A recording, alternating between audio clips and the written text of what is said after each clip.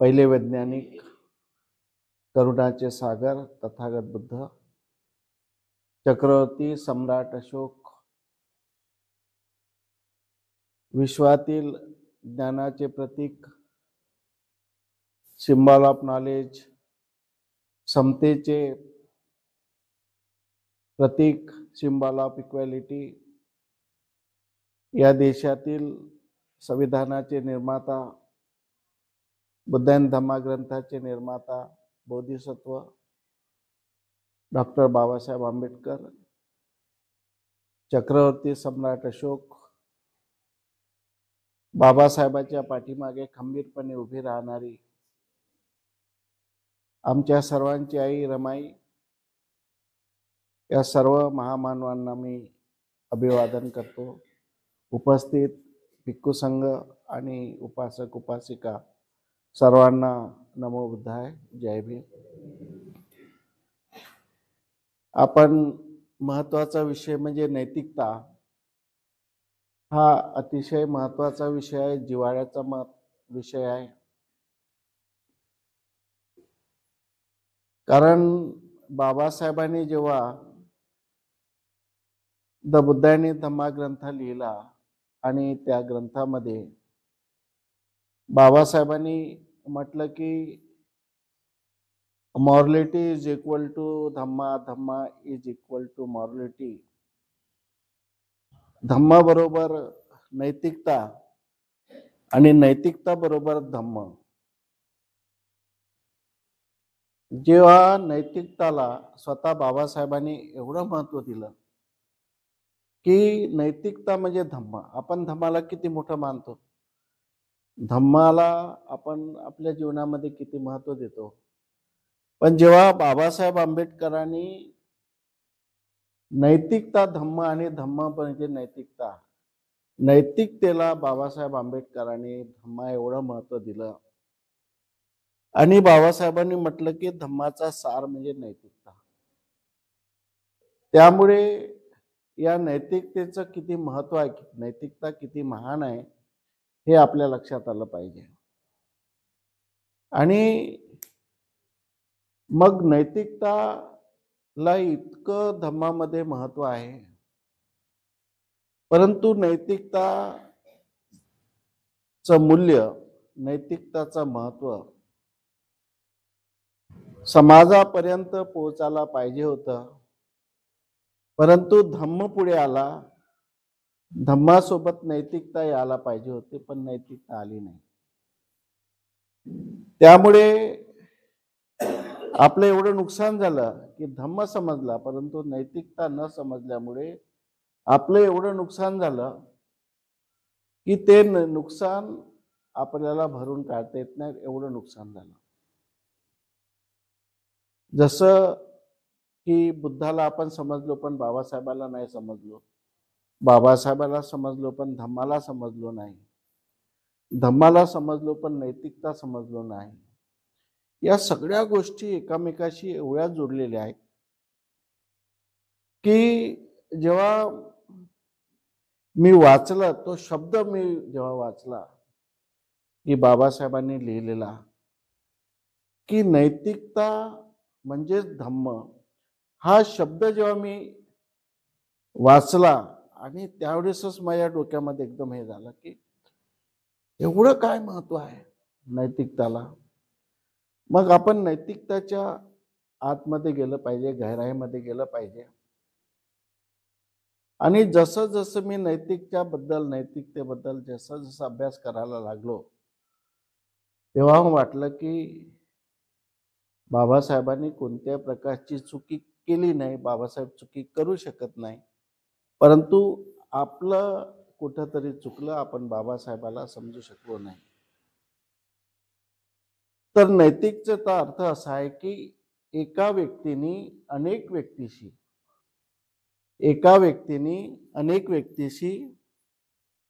हे एक व्यक्तीचा जेव्हा एकापेक्षा अनेक व्यक्तीचे संबंध येतो त्यावेळेस माणसाला नीती निर्माण करावी लागते. नीती नीती म्हणजे पॉलिसी.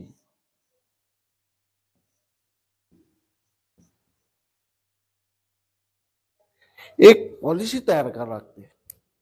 आपण पॉलिसी तयार करत नाही, आपण त्याच्याबद्दल चिंतन करत नाही की माझा या व्यक्तीशी संबंध आला,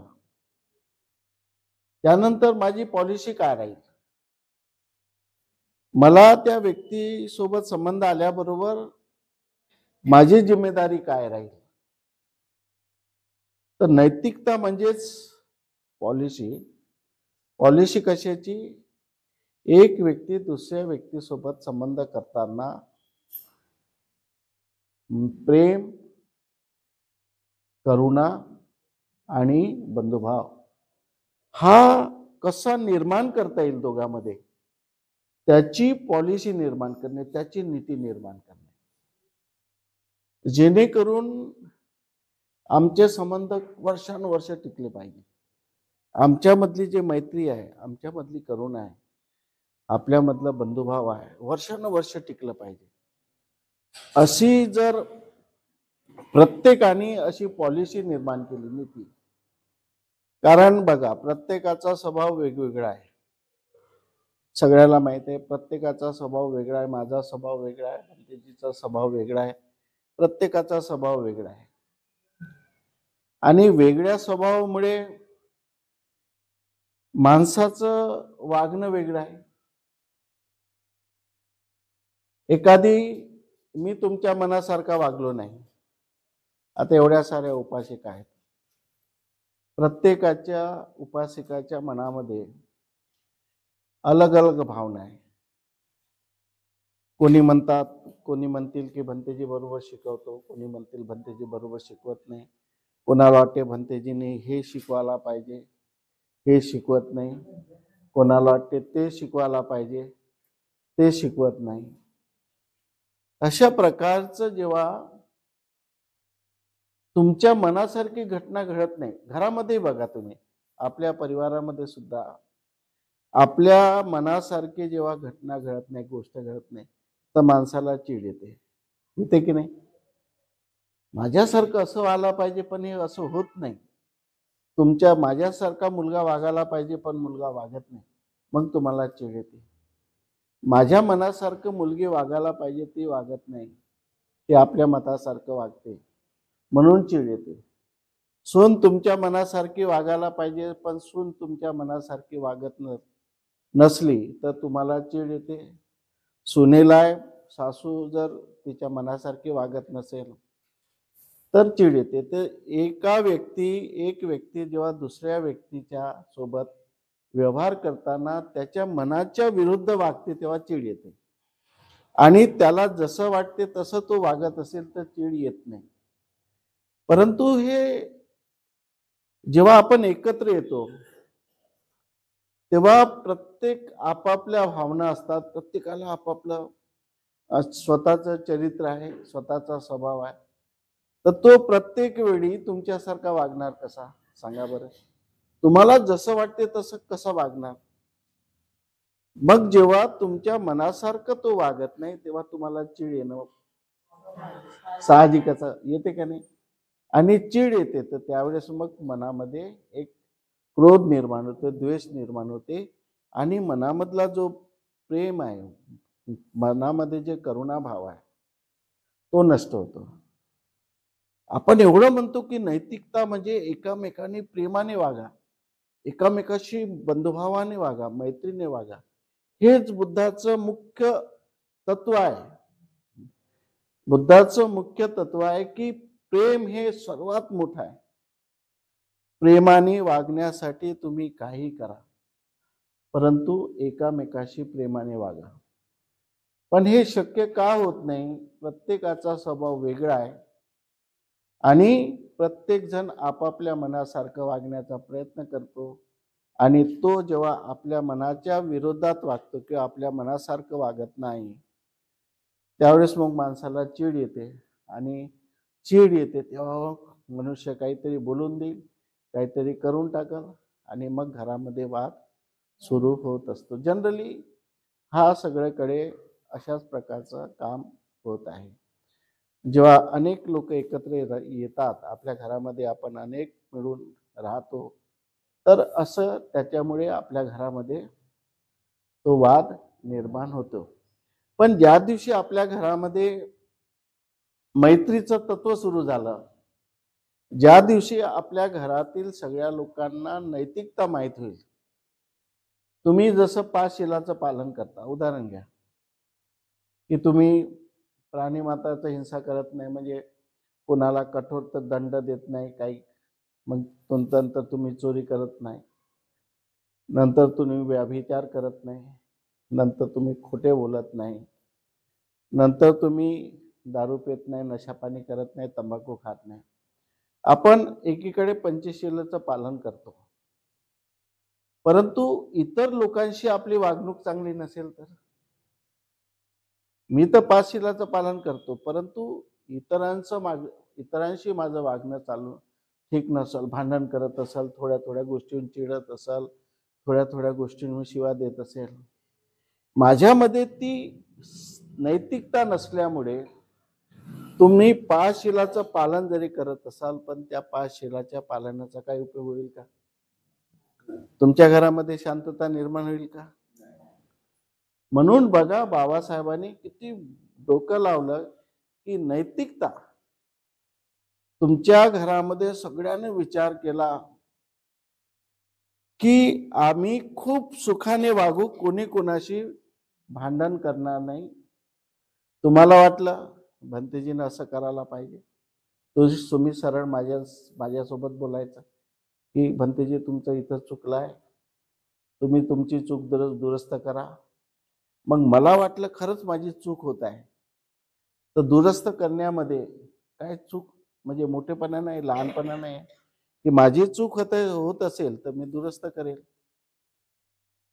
आणि कदाचित तुम्हाला खोटा भ्रम येत असेल, खोटं वाटत असेल की भंतेजी हे करत आहे चुकीचं आहे, तुमचं अज्ञान असल्यामुळे, तर मी तुम्हाला समजावून सांगेल की तुम्ही म्हणत आहे ते चुकीचं आहे, अशानं अशी गोष्ट आहे. एकामेकाचा आपण चर्चा करू, एकामेकाशी बोलू, एकामेकाला समजून घेण्याचा प्रयत्न करू, तर आपल्या मनामध्ये शांतता निर्माण झाल्याशिवाय राहणार नाही. परंतु आपलं तसं होत नाही. नैतिकता काय म्हणते की कोणत्या परिस्थितीमध्ये, रागाची परिस्थिती असो की काही असो, तुम्ही प्रेमाने मैत्रीने वागा. तर आपण ते जर सूत्र सांगितलं, तर माझ्या हातून चुकी आहे, पण मी तुमच्याशी प्रेमाने वागत आहो, मैत्रीने वागत आहो. तुम्ही प्रेमानेच मला सांगाल भंतेजी हे चुकते तुमचं, मी प्रेमाने गोष्ट ऐकून घेईल की हे माझं चुकते तर मी दुरुस्त केलं पाहिजे. अशा प्रकारची नैतिकता जर प्रत्येक परिवारामध्ये जर झाली असती, तर आपल्या परिवारामध्ये किती सुख. प्रत्येकाला राग येते, कुणाला राग येत नाही? मला राग येते, प्रत्येकाला राग येते, कारण आपल्या मनासारखं वागत नाही तर राग येणं सहज आहे. आता आपले एवढे मोठे आपण उपासिका, प्रत्येक जण आपापल्या मनाचं वागेल तर एकामेकाला राग येईल. परंतु जेव्हा आपल्यामध्ये नैतिकता आहे की आपण इथं नैतिकता शिकायला येतो, धम्म शिकायला येतो, आपण धम्म शिकून घेतलं पाहिजे, सगळ्याशी प्रेमानं वागलं पाहिजे, ह्या गोष्टी आपल्याला माहिती होतात, तेव्हा आपल्या मनातला जो क्रोध आहे, आपल्या मनातला द्वेष आहे, आपल्या मनातले विकार हे नष्ट होतात. मग आपल्याला सहन करण्याची सवय लागते की हा चुकलं, हा थोडा बिघडलेला आहे, परंतु काही दिवसानं दुरुस्त होऊ शकते. किती मनुष्य बिघडला असेल तरी तो दुरुस्त होईल, ही माझी गॅरंटी आहे, दुरुस्त होऊ शकते. तर अशा बऱ्याच घटना आहेत समाजामध्ये